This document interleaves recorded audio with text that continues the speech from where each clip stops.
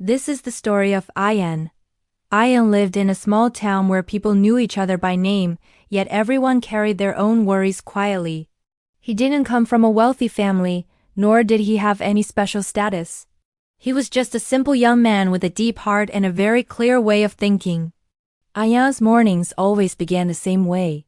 He would wake up after dawn, make tea for his mother, and then spend a few quiet minutes on the rooftop, watching the town slowly wake up. The sound of children getting ready for school, shop shutters opening, and the soft echo of the mosque's loudspeaker filled the air. Ayaan's father had not been part of his life for long. He passed away when Ayaan was still a child. After that, the responsibility of the house fell entirely on his mother, Anna. She was a strong woman who didn't speak much, but whatever she did with complete faith and patience. She never allowed Ayaan to feel that something was missing in their home. Ayaan was decent in his studies, but more than that, he had a habit of understanding people.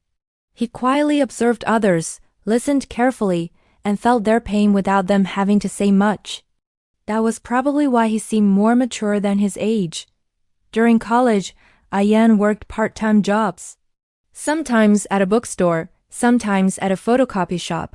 He didn't earn money just for himself, but for his mother and his younger brother, Saad. Saad was much younger, and to him, Ayaan was more like a father than a brother. Life was moving smoothly, but life never moves in a straight line. One day, Amna's health suddenly began to decline. At first, they thought it was just exhaustion, then weakness, and then came frequent doctor visits. When the medical reports arrived, it became clear that the treatment would be long and expensive.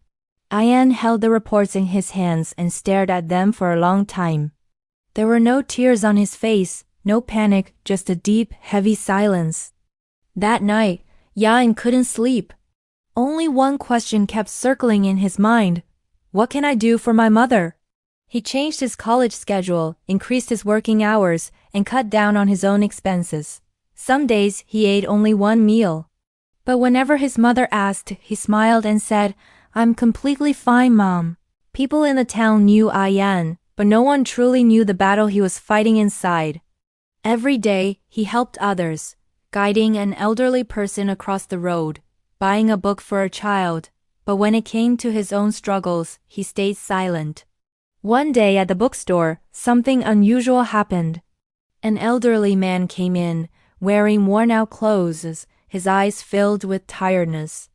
He picked up a book, checked the price, and quietly placed it back. Ayaan noticed everything. Without saying a word, he picked up the book and placed it into the old man's hands. The man looked surprised. "Son, I don't have enough money," he said. Ayaan simply replied, "Knowledge is worth more than money." The old man smiled, offered a prayer for him, and walked away. That day, Ayaan felt a strange sense of peace. It was as if a small weight had been lifted from his heart.